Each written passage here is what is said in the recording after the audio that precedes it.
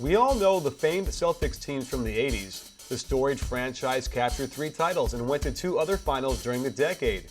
And if you looked at their lineups, there'd be no surprise at the amount of Hall of Famers on their rosters. But did you know that 2 of these players got to the Celtics in one simple, solitary pre-draft trade in 1980? What you probably don't know is that this whole story starts in the fall of 1974.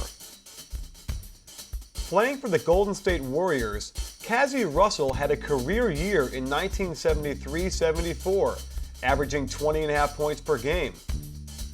On September 6, 1974, the Lakers signed him as a free agent to shore up their scoring with the absence of Jerry West, who had been forcibly retired. In compensation, the Lakers had to give Golden State their first-round pick in 1976.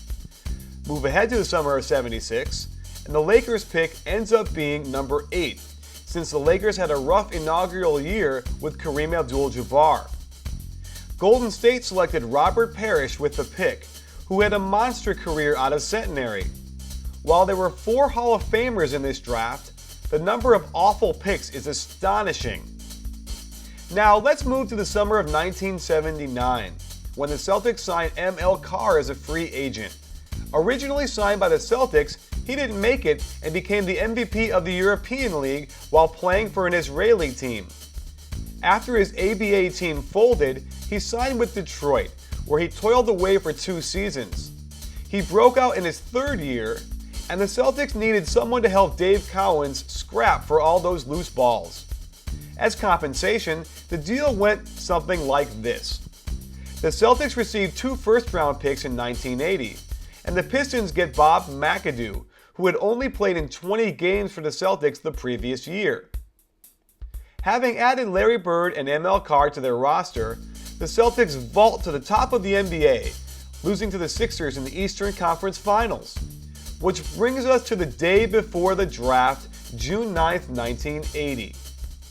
For the past 4 seasons, Robert Parish had slowly taken the center position away from aging fan favorite Clifford Ray. By Parish's 4th season, Golden State had a budding all-star on their hands, so they must have been suspicious when they got a call from Celtics GM Red Auerbach. For the past year and a half, Dick Vitale had been coaching the Pistons, and let's just say he made the Isaiah Thomas affair in New York look like a picnic. Was it his fault that he had to give up 2 number 1 picks for Bob McAdoo? The 79-80 Pistons lost 66 games, while the Utah Jazz lost 58.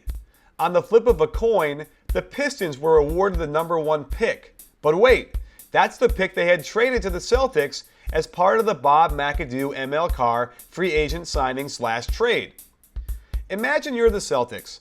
You've just gotten to the conference finals with the NBA's best record, Larry Bird is ready to start his 2nd season, and you have the number 1 pick in the NBA draft. What do? You trade it away. Auerbach offers the Warriors the number 1 pick in the draft, along with the number 13 pick, for Robert Parish and the number 3 pick. If you had to compare this trade head-to-head, you'd match up the number 1 and number 3 picks, and Parish and the number 13 pick. Do you really think the number 13 pick was worth Robert Parish? Okay, flip it. Does this look anywhere close to being a good trade? Naturally, the Warriors turn it down. Oh right, they accept it in a heartbeat. So, the Celtics trade down to the number 3 pick and get Kevin McHale, while the Warriors select Joe Barry Carroll with the number 1 pick. Didn't seem like a problem at the time.